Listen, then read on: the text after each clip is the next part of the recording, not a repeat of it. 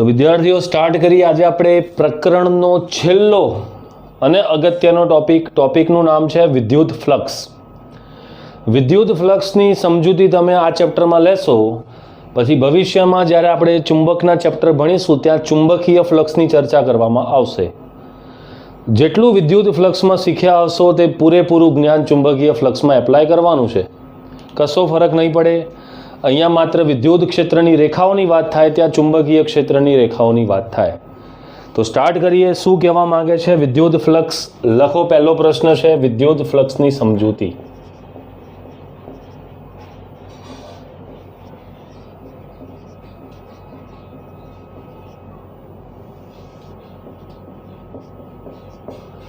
વિદ્યુત ફ્લક્સની સમજૂતી આપવાની છે. કોને કહેવાય વિદ્યુત ફ્લક્સ? તો આ વિદ્યુત ફ્લક્સ શબ્દનો મતલબ શું થાય? તો ફ્લક્સ મતલબનો અર્થ થાય સંખ્યા. આ ફ્લક્સનો મતલબ થાય સંખ્યા. વિદ્યુતનો મતલબ થાય વિદ્યુત ક્ષેત્ર રેખાઓની સંખ્યા. તો બેટા તમારે આની અંદર શું કરવાનું હોય? દાખલા તરીકે આ આપણી પાસે કોઈ એક ક્ષેત્રફળ છે. આ ક્ષેત્રફળ છે અને આ ક્ષેત્રફળને લંબ રૂપે વિદ્યુત ક્ષેત્રની રેખાઓ પસાર થાય છે. તો આ ક્ષેત્રફળમાંથી લંબ રૂપે વિદ્યુત ક્ષેત્ર રેખાઓની કેટલી સંખ્યા પસાર થાય છે, બસ તેને ફ્લક્સ કહેવાય. માની લો કે આ જે સપાટી છે, આ સપાટીને લંબ રૂપે પસાર થતી વિદ્યુત ક્ષેત્ર રેખાઓની સંખ્યા 50 છે. પછી તેનામાંથી પસાર થતી વિદ્યુત ક્ષેત્ર રેખાઓની સંખ્યા 100 થઈ ગઈ અને પછી તેનામાંથી પસાર થતી વિદ્યુત ક્ષેત્ર રેખાઓની સંખ્યા 1000 થઈ ગઈ. તો જેટલી વધારે વિદ્યુત ક્ષેત્ર રેખાઓની સંખ્યા આ સપાટીને લંબ રૂપે પસાર થશે તેટલું વધારે ફ્લક્સ આ સપાટી સાથે સંકળાયું તેવું કહેવાય. તો ફ્લક્સ એ કંઈ બહુ મોટી તોપ નથી, કોઈ રોકેટ સાયન્સ નથી કે સમજમાં ન આવે. ફ્લક્સ એટલે વિદ્યુત ક્ષેત્ર રેખાઓની સંખ્યા જે કોઈ સપાટીને લંબ રૂપે પસાર થતી હોય છે. તો આપણે એના વિશે 2-4 લાઈન લખીએ. લખો. આપેલ બિંદુએ વિદ્યુત ક્ષેત્ર ઈને લંબ વિદ્યુત ક્ષેત્ર ઈ સદિશ ને લંબ. મેં હમણાં જ તમને કીધું કે વિદ્યુત ક્ષેત્ર જે છે તે સપાટીને કેવું હોવું જોઈએ? લંબ હોવું જોઈએ. તો આપેલ બિંદુએ વિદ્યુત ક્ષેત્ર ઈને લંબ એક ડેલ્ટા એસ ક્ષેત્રફળ, એક ડેલ્ટા એસ સદિશ ક્ષેત્રફળ વાળો આપેલ બિંદુએ વિદ્યુત ક્ષેત્ર ઈને લંબ એક ડેલ્ટા એસ સદિશ ક્ષેત્રફળ વાળો નાનો સમતલ ખંડ મૂકીએ. નાનો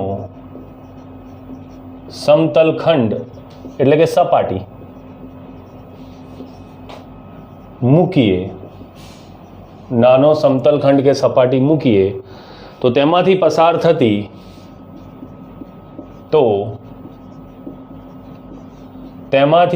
થતી વિદ્યુત ક્ષેત્ર રેખાઓની સંખ્યાને વિદ્યુત ક્ષેત્ર રેખાઓની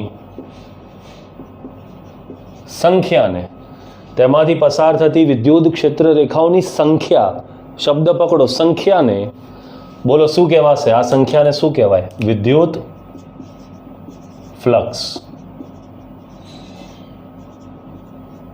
કહે છે, જેને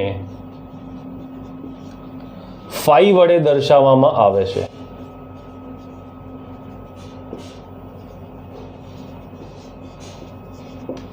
જેને ફાઈ વડે દર્શાવવામાં આવે છે.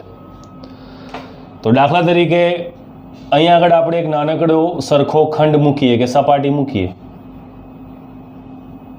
આ તમને સપાટી દેખાય છે. આ સપાટી છે. વ્યવસ્થિત દોરીએ તો આ રીતે દોરાય. આ સપાટી છે. હવે આ સપાટીને લંબ રૂપે વિદ્યુત ક્ષેત્ર રેખાઓ પસાર થાય. લંબ રૂપે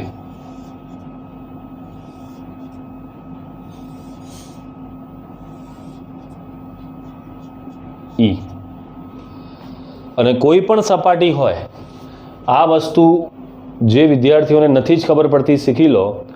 કોઈ પણ સપાટી હોય તેનો ક્ષેત્રફળ સદિશ હંમેશા તેને લંબરૂપે જ બહાર લેવામાં આવે છે. આ એક ધારણા છે. તો આ જે સપાટી છે તેનો ક્ષેત્રફળ સદિશ આ રીતે લંબરૂપે બહાર લેવામાં આવશે, ડેલ્ટા એસ સદિશ. તો દાખલા તરીકે આ કોઈ સપાટી હોય, આ સપાટી છે, આ સપાટીનો તમને ક્ષેત્રફળ સદિશ કહે તો તમારે તે સપાટીને લંબરૂપે બહાર લેવાય. યા તો આ તરફ લેવાય, યા તો લંબરૂપે આ તરફ લેવાય. તમે કહેશો સર સપાટી આમ કરી દઈએ. જો સપાટી આમ કરી દો તો તેનો ક્ષેત્રફળ સદિશ લંબરૂપે યા તો આ તરફ આવે, યા તો આ તરફ આવે. તમે કહેશો સર સપાટી થોડી આ રીતે ત્રાંસી કરી દઈએ તો તેનો ક્ષેત્રફળ સદિશ પણ આમ ત્રાંસો થઈ જશે. ટૂંકમાં સપાટી ગમે તેવી હોય, તે સપાટીના નાનકડા ખંડ પર ક્ષેત્રફળ સદિશ તે ખંડને લંબરૂપે જ હંમેશા દોરાશે. ઓલવેઝ, હંમેશા લંબરૂપે દોરાય. આ એક ધારણા તમારે યાદ રાખવાની છે. તો અહીંયા જે ક્ષેત્ર રેખાઓની સંખ્યા, જેટલી ક્ષેત્ર રેખાઓ આ સપાટીને લંબરૂપે પસાર થશે તે સંખ્યાને જ ફ્લક્સ કહેવામાં આવે છે. અને તે જે ફ્લક્સ છે ફાઈ, તે બેટા વિદ્યુત ક્ષેત્ર E અને આ સપાટીનો ક્ષેત્રફળ સદિશ ડેલ્ટા એસ નો ડોટ પ્રોડક્ટ હોય છે. આ સૂત્ર બહુ જ અગત્યનું સૂત્ર છે. જેટલું પણ ચેપ્ટર આપણું બાકી છે તે આ સૂત્રની ઉપર જ આપણે ચર્ચા કરીશું. E ડોટ ડેલ્ટા એસ એટલે વિદ્યુત ક્ષેત્ર સદિશ અને ક્ષેત્રફળ સદિશ ના ડોટ પ્રોડક્ટને ફ્લક્સ કહે. અને ફ્લક્સ એ બીજું કંઈ નથી, તે વિદ્યુત ક્ષેત્ર રેખાઓની સંખ્યા છે. અરે થોડો ઘણો તો રિસ્પોન્સ આપો. તમે લોકો તો મૂંગા પ્રાણીની જેમ બેસી ગયા બધા. ખબર પડી કે નહીં? યસ. અને ખબર પડવી પણ જોઈએ. હવે તમે લોકો જોઈ શકો છો કે અહીંયા તમે મને કહો ક્ષેત્રફળ સદિશ અને વિદ્યુત ક્ષેત્ર સદિશ બંને એક જ દિશામાં છે. તો અહીંથી જો આપણે ડોટ હટાવીએ તો બેટા ડોટ હટાવીએ તો પાછળ કોસ થીટા આવે કે સાઇન થીટા આવે? ડોટ હટાવવા પર યસ. જ્યારે ડોટ હટે તો પાછળ કોસ થીટા આવે. અને અહીં થીટા કોની કોની વચ્ચેનો ખૂણો છે? તો અહીં થીટા તે E સદિશ અને ડેલ્ટા એસ સદિશ વચ્ચેનો ખૂણો છે.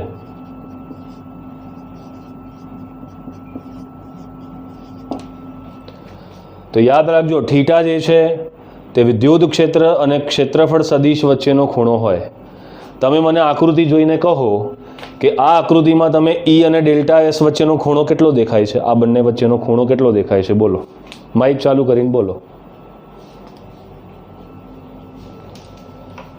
અલા E પણ આ બાજુ છે અને ક્ષેત્રફળ સદિશ પણ એ બાજુ છે. બંને સમાંતર છે. બંને વચ્ચે ખૂણો કેટલો થાય? 90 થાય.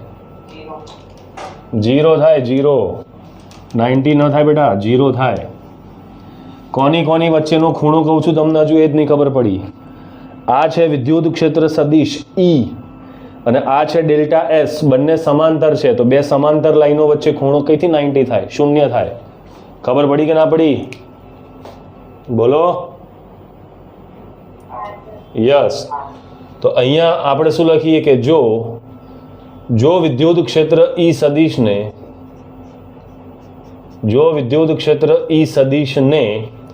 ડેલ્ટા એસ સદિશ ક્ષેત્રફળવાળા ખંડને લંબરૂપે મૂકીએ, ઈને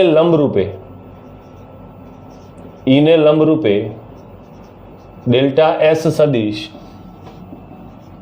ક્ષેત્રફળવાળો ખંડ, જો વિદ્યુત ક્ષેત્ર ઈને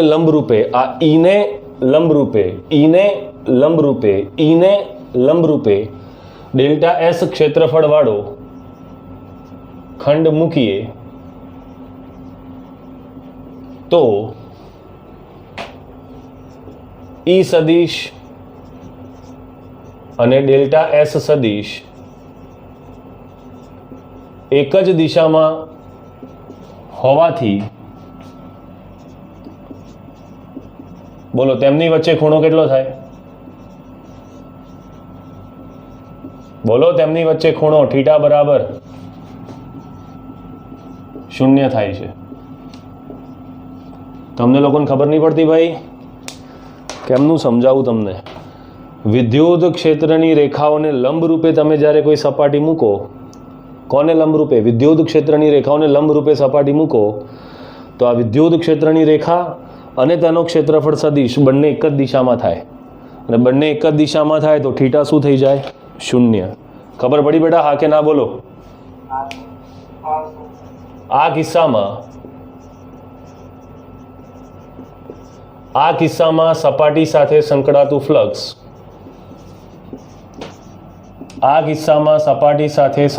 ફ્લક્સ,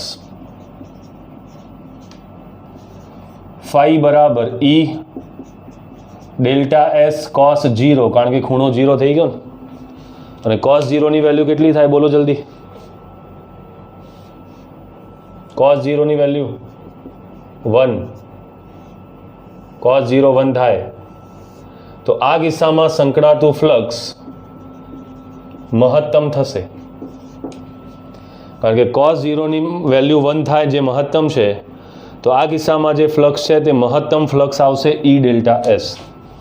તો તમને કોઈ પૂછે કે કોઈ પણ સપાટી સાથે સંકળાતું ફ્લક્સ મહત્તમ ક્યારે આવે, તો જવાબ શું આલવાનો કે જ્યારે તમે તે વિદ્યુત ક્ષેત્રને લંબ રૂપે કોઈ સપાટી મૂકી દો, તો લંબ રૂપે મૂકો તો તે સપાટી સાથે સંકળાતું ફ્લક્સ મહત્તમ આવે, કારણ કે તે કિસ્સામાં બધી જ રેખાઓ તે સપાટીમાંથી પસાર થાય, બધી જ તેમાંથી પસાર થાય.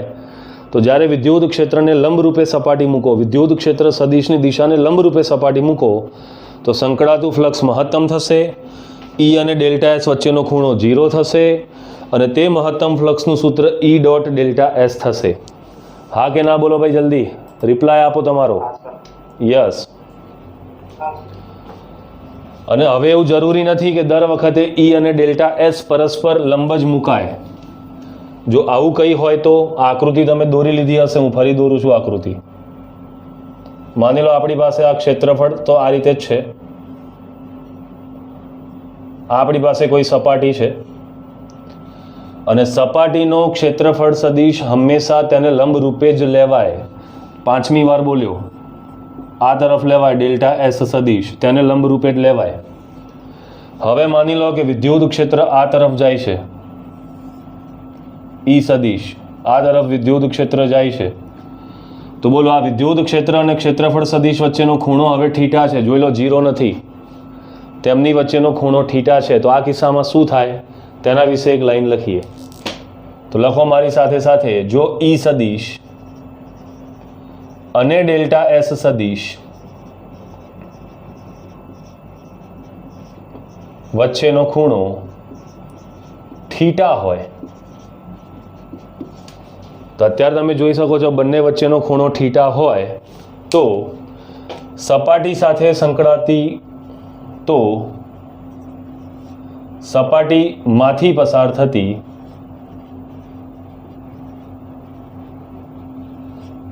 વિદ્યુત ક્ષેત્ર રેખાઓની સંખ્યા, વિદ્યુત ક્ષેત્ર રેખાઓની સંખ્યા, અને NH કહેવાય ફ્લક્સ. વિદ્યુત ક્ષેત્ર રેખાઓની સંખ્યા NH કહેવાય ફ્લક્સ. બોલો કેટલી થઈ જશે? સંખ્યા E delta S cos theta અનુસાર ઓછી થશે,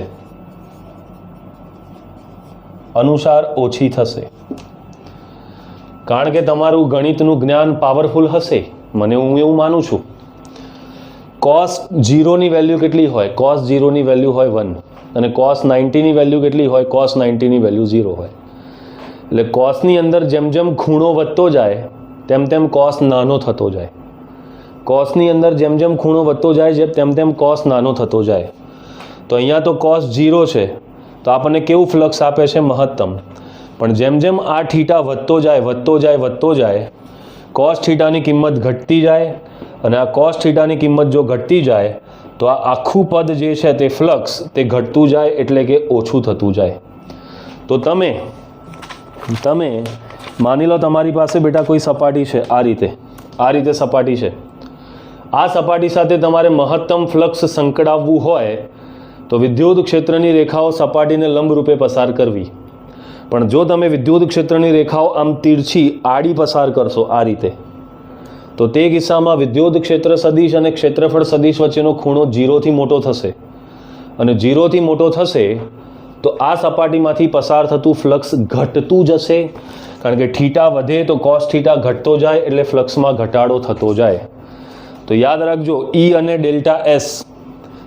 ડેલ્ટા એસ વચ્ચેનો ખૂણો 0 હોય તો ફ્લક્સ મહત્તમ, પછી E અને ડેલ્ટા એસ વચ્ચેનો ખૂણો વધે ફ્લક્સ ઘટે, ખૂણો વધે ફ્લક્સ ઘટે, ખૂણો વધે ફ્લક્સ ઘટે, ખૂણો વધે ફ્લક્સ ઘટે, ખૂણો વધે ફ્લક્સ ઘટે, ખૂણો વધે ફ્લક્સ ઘટે, ખૂણો વધે ફ્લક્સ ઘટે. બોલો અત્યારે ખૂણો કેટલો થઈ ગયો? 90. તો cos 90 કેટલો થાય? 0. તો આ કિસ્સામાં ફ્લક્સ શૂન્ય થઈ જાય. તો જ્યારે E અને ડેલ્ટા એસ સમાંતર હોય તો ફ્લક્સ મહત્તમ, અને લંબ હોય તો ફ્લક્સ 0. એટલે મહત્તમથી ઘટે ઘટે ઘટે ઘટે ઘટે ઘટે ઘટે ઘટે ઘટે ઘટે ઘટે ઘટે ઘટે શું થઈ જાય? 0 થઈ જાય.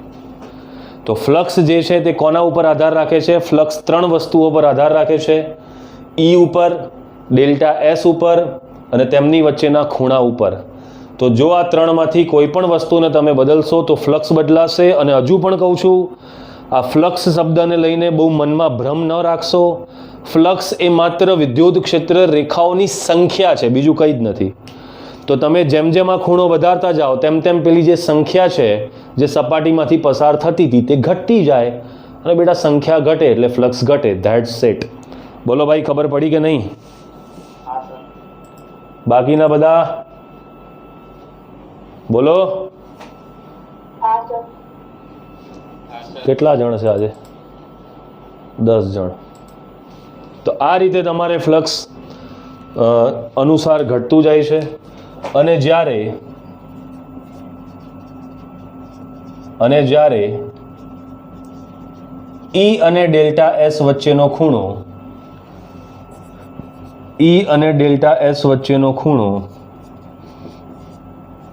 90 થાય ત્યારે બોલો સપાટી સાથે સંકળાતું ફ્લક્સ કેટલું થાય? બોલ, કેટલું થાય? મહત્તમ કે શૂન્ય? શૂન્ય થાય છે. તો જ્યારે ખૂણો 0 હોય તો ફ્લક્સ મહત્તમ, અને જ્યારે ખૂણો 90 હોય તો ફ્લક્સ 0. 0 પર મહત્તમ અને ખૂણો 90 હોય તો ફ્લક્સ શૂન્ય થઈ જાય. તે કિસ્સામાં શૂન્ય થઈ જાય છે. બોલો, ક્લિયર થઈ ગયું છે? તો હું આગળ વધું? હા કે ના બોલો એકવાર. આવડશે બેટા?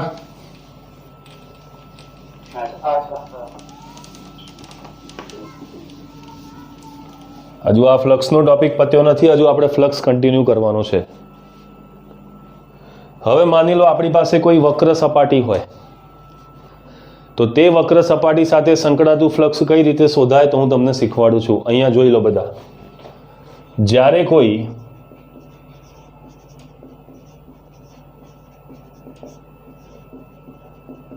કોઈ વક્ર સપાટી સાથે સંકળાતું ફ્લક્સ શોધવું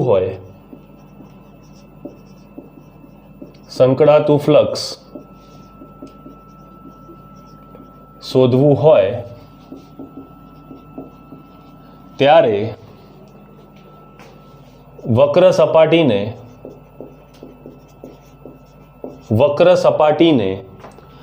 સૂક્ષ્મ ક્ષેત્રફળ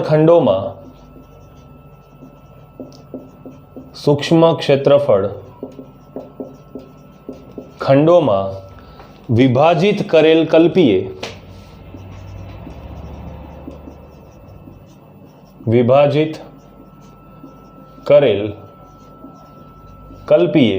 તો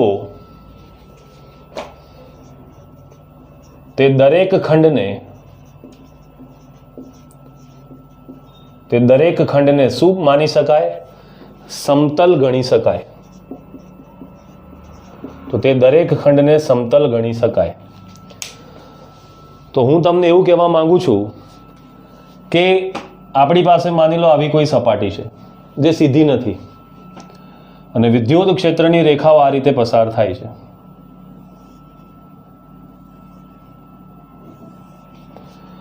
તો આવી જ્યારે આપણી પાસે કોઈ વક્ર સપાટી હોય તો આ વક્ર સપાટીને નાના નાના ખંડોમાં વિચારેલી કલ્પવી પડે તમારે. નાના નાના નાના ખંડોમાં વિચારેલી કલ્પો. આ એની મેથડ છે. આ રીતે જ તમારે ફ્લક્સની ગણતરી કરવી પડે.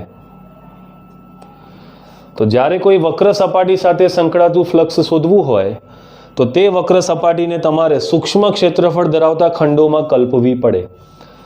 અને તે દરેક સૂક્ષ્મ ખંડને શું માની શકાય? તે દરેક સૂક્ષ્મ ખંડને એક સમતલ સપાટી માની શકાય. તો તે કિસ્સામાં તેનો ક્ષેત્રફળ સદિશ આ તરફ આવશે ડેલ્ટા એસ, અને પાછળ તમે એક એકમ સદિશ એન કેપ મૂકી શકો છો. જો તમે આનો ક્ષેત્રફળ સદિશ શોધો તો લંબરૂપે બહાર આવશે ડેલ્ટા એસ એન કેપ. જો તમે આનો ક્ષેત્રફળ સદિશ શોધો તો લંબરૂપે બહાર આવશે ડેલ્ટા એસ એન કેપ. તો આવા કિસ્સામાં તમારે શું કરવું પડે? તમે જોઈ શકો છો દરેક કિસ્સામાં ઈ અને ડેલ્ટા એસ વચ્ચેનો ખૂણો અલગ અલગ છે. જુઓ, અહીંયા ખૂણો અલગ છે, અહીંયા ખૂણો અલગ છે, અહીંયા ખૂણો અલગ છે. તો આવા કિસ્સામાં તમારે નાનકડા ખંડ સાથે પહેલાં ફ્લક્સ શોધવું પડે, પછી આના સાથે અલગ ફ્લક્સ શોધવું પડે, આના સાથે અલગ ફ્લક્સ શોધવું પડે, આના સાથે અલગ ફ્લક્સ શોધવું પડે, આના સાથે અલગ ફ્લક્સ શોધવું પડે, અને તે દરેક ફ્લક્સનો સરવાળો કરી દો ત્યારે તમને કુલ ફ્લક્સ મળે છે. અને જ્યારે આપણી પાસે સપાટી સીધી હતી અને વિદ્યુત ક્ષેત્ર સમાન હોય તો તે કિસ્સામાં તો ઈ અને ડેલ્ટા એસ વચ્ચેનો ખૂણો દરેક જગ્યાએ સરખો જ રહેવાનો છે. તો તે કિસ્સામાં તમે ડાયરેક્ટ ઈ ડેલ્ટા એસ કોસ થીટાથી ફ્લક્સ શોધી શકો. પણ જો આપણી પાસે સપાટી સીધી ન હોય અથવા વિદ્યુત ક્ષેત્ર અસમાન હોય તે કિસ્સામાં તમારે સપાટીને નાના નાના ખંડોમાં વહેંચવી પડશે. તે દરેક ખંડ સાથે સંકળાતું સ્વતંત્ર ફ્લક્સ શોધી પછી તે દરેકનો સરવાળો કરી તમારે કુલ ફ્લક્સ શોધવું પડશે. તો આ વસ્તુ તમારે ખાસ યાદ રાખવાનું છે. ગણી શકાય અને ડેલ્ટા એસ સદિશ બરાબર ડેલ્ટા એસ એન કેપ જે સદિશ તરીકે લઈ શકાય, જે સદિશ તરીકે લઈ શકાય. ચિંતા ના કરશો, આના જ્યારે ન્યુમેરિકલ કરીશું ને ત્યારે આપણને બહુ જ મજા આવશે, બહુ જ મજા આવશે. તો આ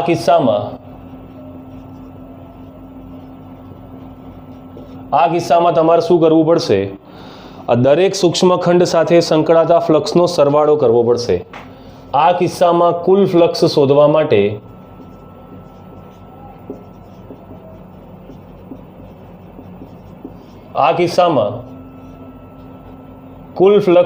માટે તમારે સરવાળો કરવો પડે. સિગ્મા, પહેલાનું ફ્લક્સ લો, બીજાનું, ત્રીજાનું, ચોથાનું, ટૂંકમાં દરેકના ઈ ડોટ ડેલ્ટા એસનો તમારે સરવાળો કરી દો તો તમને તે વક્ર સપાટી સાથે સંકળાતું ફ્લક્સ ડાયરેક્ટ મળી જાય છે. પણ યાદ રાખજો, આવી મગજમારી તો જ કરવાની જ્યારે સપાટી તમારી સમતલ ન હોય, અથવા સપાટી ભલે સમતલ હોય પણ વિદ્યુત ક્ષેત્ર અસમાન હોય. બંનેમાંથી કોઈ પણ એક કિસ્સામાં તમારે આ રીતે જ ગણતરી કરવી પડશે.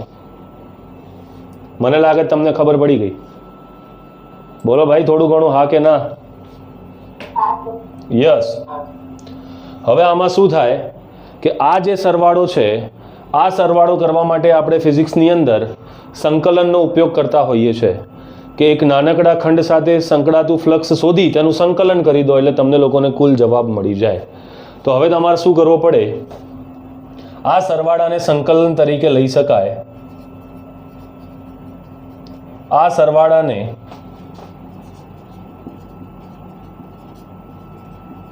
સંકલન તરીકે લઈએ તો આ સિગ્મા જે છે તે સંકલન થઈ જાય અને અહીંયા ઈ ડોટ ડેલ્ટા એસનું બેટા ડીએસ સદિશ થઈ જાય છે. તો આ રીતે તમે લોકો ફ્લક્સ શોધી શકો છો.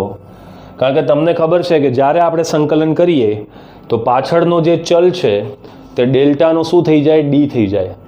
યાદ છે ને, તમે 11માં ભણ્યા છો સંકલન x dx, y dy, f dt. તો જ્યારે સંકલનની નિશાની આવે તો પાછળ જે છે તે ડેલ્ટાનું શું થઈ જાય? સૂક્ષ્મ ખંડ ડીએસ થઈ જાય અને સિગ્માનું જગ્યાએ અહીંયા સંકલન થઈ જાય છે આ રીતે. અને જ્યાં આપણે આ ડેલ્ટા એસ સદિશને ડીએસ કરી દીધો છે, સૂક્ષ્મ કરી દીધો છે એટલે ટેન્સ ટુ 0 છે. જ્યાં ડેલ્ટા એસ સદિશ એ ટેન્સ ટુ 0 છે ખાલી આપણે મૂલ્ય લઈએ તો ડેલ્ટા એસ ટેન્સ ટુ 0 છે. એટલે આનો મતલબ જ્યારે તમે ખંડ બહુ જ નાનો કરી દેશો અને એવા નાના ખંડોનો સરવાળો કરવા માટે તમારે સંકલનવાળી ટેકનિક વાપરવી પડશે. બોલો બેટા, આવડશે કે નહીં? રેડી? યસ, આવડવું જરૂરી છે, નહીં તો ફ્લક્સ નહીં આવડે તો બાકીનું જે આપણું હવે ચેપ્ટર છે તે સમજવામાં તકલીફ થશે. તો હવે બેટા આપણી પાસે જે ફ્લક્સનું સૂત્ર આવ્યું, આના પરથી ફ્લક્સની એક નવી વ્યાખ્યા બને છે. તે વ્યાખ્યા પણ તમારે પરીક્ષામાં પૂછાય તો લખવી પડશે. તો ફ્લક્સ શું છે? કોઈ પણ ક્ષેત્રફળ સાથે સંકળાયેલ ફ્લક્સ એટલે શું થાય? વિદ્યુત ક્ષેત્રનું તે ક્ષેત્રફળ પરનું ક્ષેત્રફળ સંકલન છે. જો અહીંયા આ રીતે લખાય, કોઈ પણ ક્ષેત્રફળ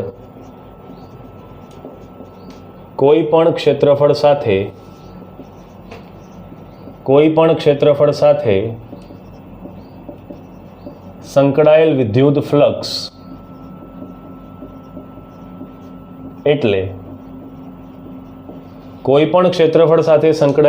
ફ્લક્સ એટલે તે ક્ષેત્રફળ સદિશનું વિદ્યુત ક્ષેત્રનું પૃષ્ઠ સંકલન કહેવાય. એટલે વિદ્યુત ક્ષેત્રનું તે ક્ષેત્રફળ પરનું ક્ષેત્રફળ સંકલન અથવા પૃષ્ઠ સંકલન. તો આ તમારા વિદ્યુત ફ્લક્સની આ સૂત્રને ધ્યાનમાં રાખીને વ્યાખ્યા છે.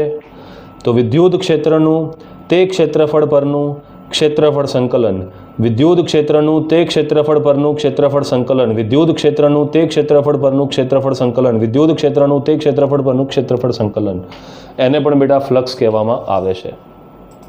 હવે કેવી એકમની વાત કરીએ તો વિદ્યુત ફ્લક્સનો એકમ જોઈએ. બોલો, કોણ બનાવીને આપશે મને એકમ? વિદ્યુત ફ્લક્સનો એકમ શું થાય? તો ઈનો એકમ આપણે જાણીએ છીએ ન્યૂટન પ્રતિ કુલમ્બ હોય, અને ક્ષેત્રફળનો શું હોય? Metre square. તો ન્યૂટન પ્રતિ કુલમ્બ મીટર સ્ક્વેર. અને બીજા ચેપ્ટરની અંદર હું તમને શીખવાડીશ. બીજા ચેપ્ટરની અંદર આ જે ઈ છે, ઈનો એકમ વોલ્ટ પ્રતિ મીટર હોય છે, અને ક્ષેત્રફળનો મીટર સ્ક્વેર. તો આ થઈ જશે મીટરથી મીટર કેન્સલ, તો વોલ્ટ ઇન્ટુ મીટર. તો યાદ રાખજો, વિદ્યુત ફ્લક્સના બે એકમ છે અને બંને એકમો બોર્ડની પરીક્ષામાં MCQમાં આવી ગયા, ગુજકેટમાં આવી ગયા. તો વિદ્યુત ફ્લક્સનો એકમ યા તો ન્યૂટન પ્રતિ કુલમ્બ મીટર સ્ક્વેર યા તો વોલ્ટ ઇન્ટુ મીટર. આ વોલ્ટવાળો જે એકમ છે તમને બીજા ચેપ્ટરમાં ખબર પડશે, કારણ કે બીજા પ્રકરણમાં વિદ્યુત ક્ષેત્રનો એકમ વોલ્ટ પ્રતિ મીટર પણ આવે છે, જે સેકન્ડ ચેપ્ટરમાં હું તમને શીખવાડીશ. કેવી રાશિ છે હું તમને કહું તો વિદ્યુત ફ્લક્સ એ અદિશ રાશિ છે. તો વિદ્યુત ફ્લક્સ એ અદિશ રાશિ છે. તો અહીં સુધી આપણે વિદ્યુત ફ્લક્સની સંપૂર્ણ ચર્ચા કરી. તો હું તમને ફટાફટ 2 મિનિટમાં આખું રિવાઇઝ કરાવી દઉં.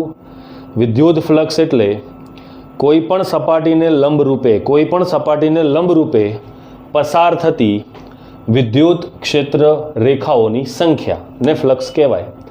આ ફ્લક્સ મહત્તમ ક્યારે હોય? તો જ્યારે સપાટી અને વિદ્યુત ક્ષેત્ર પરસ્પર લંબ હોય ત્યારે આ ફ્લક્સ મહત્તમ હોય. એટલે કે ઈ અને ડેલ્ટા એસ સદિશ એકબીજાને સમાંતર હોય તો ફ્લક્સ મહત્તમ હોય. પછી ઈ અને ડેલ્ટા એસ વચ્ચેનો ખૂણો જેમ જેમ વધતો જાય ફ્લક્સ ઘટે, અને ઈ અને ડેલ્ટા એસ જો પરસ્પર લંબ થઈ જાય તો તે કિસ્સામાં ફ્લક્સ શું થઈ જાય છે? શૂન્ય થઈ જાય છે. તે સપાટી સાથે સંકળાતી વિદ્યુત ક્ષેત્ર રેખાઓની સંખ્યા ગાયબ થઈ જાય છે. નંબર 2, એ કિસ્સામાં ફ્લક્સ કયા સૂત્રથી શોધાય? ઈ ડેલ્ટા એસ કોસ થીટા. હવે જો આપણી સપાટી જે છે તે વક્ર હોય, અથવા સપાટી ભલે સીધી હોય ને વિદ્યુત ક્ષેત્ર અસમાન હોય, આવા કિસ્સામાં ફ્લક્સ શોધવા માટે સપાટીને નાના નાના ખંડોમાં વિચારો. તે દરેક ખંડ સાથે સંકળાતું ફ્લક્સ શોધો. એ દરેક ફ્લક્સનો સરવાળો કરો, અને જો તમે ખંડને હજુ સૂક્ષ્મ કરશો તો તે સરવાળાને સંકલનનું સ્વરૂપ તમારે આપવું પડશે. તો છેલ્લે તમારે અહીંયા સંકલન કરી દેવાનું છે. તેનો એકમ તમારી સામે છે અને તે કેવી રાશિ છે તમારી સામે છે. તો આજે આપણે ટોપિક શીખ્યા તે આવનારા ટોપિક માટે તો ભયંકર કામનો છે. MCQ પણ આની અંદરથી બોર્ડની પરીક્ષામાં ઘણા પૂછાઈ ચૂકેલા છે. તો કાલે આપણે ચર્ચા કરીશું કે આ વિદ્યુત ફ્લક્સ ધન, ઋણ અને શૂન્ય કઈ રીતે હોય, અને સાથે સાથે આ ચેપ્ટરનો મોસ્ટ વોન્ટેડ ટોપિક ગોસનો નિયમ સમજાવો તેની ચર્ચા પણ આપણે કાલના લેક્ચરમાં કરીશું અને ત્યારબાદ ગોસના નિયમના 3 ઉપયોગોને ખતમ કરી આપણે આ ચેપ્ટરનો અંત ઘોષિત કરીશું. Thank you so much.